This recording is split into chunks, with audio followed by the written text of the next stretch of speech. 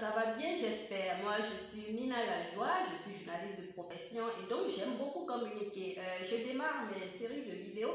Aujourd'hui, je vais commencer avec le premier numéro de la gestion du couple. Mais pour aujourd'hui, le numéro serait juste un avant-goût, pour que vous ayez une idée de ce que ça sera pour les prochaines fois. Alors, la gestion du couple, c'est comment? Aujourd'hui, la plupart des couples s'effritent et donc ça amène le divorce et après, chacun regrette de part et d'autre cette séparation. Nous allons en discuter amplement et vous allez donner vos avis également dans les prochains numéros. Alors aujourd'hui, je voudrais parler de plusieurs points concernant le couple. Quand on parle de couple, il y a forcément deux personnes qui s'aiment. Alors, l'être humain, il est fabriqué par Dieu. Également, l'amour, c'est créé par Dieu.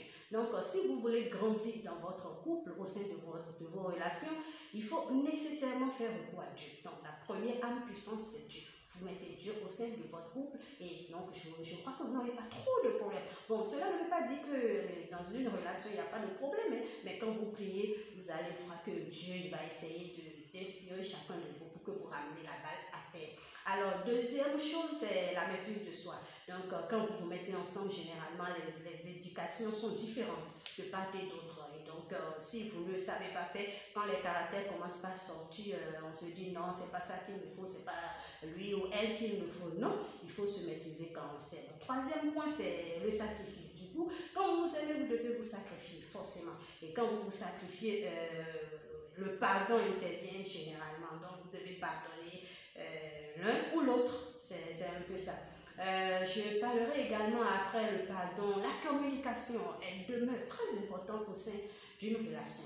Parce que si vous ne communiquez pas, vous ne pouvez pas vous comprendre. Tu peux être en train de te tromper sur ton conjoint ou ta conjointe et tu as l'impression qu'il te trompe ou qu'elle te trompe alors que ce n'est pas le cas.